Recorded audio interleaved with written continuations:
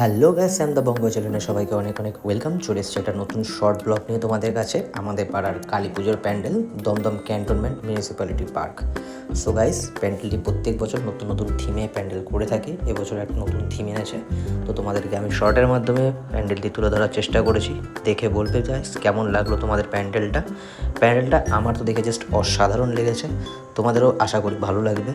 আর যারা চ্যানেলে নতুন আছে অবশ্যই চ্যানেলটিকে সাবস্ক্রাইব করবে, আর ভিডিওটি ভালো লাগলে লাইক আর কমেন্ট করতে একদম ভুলবে না।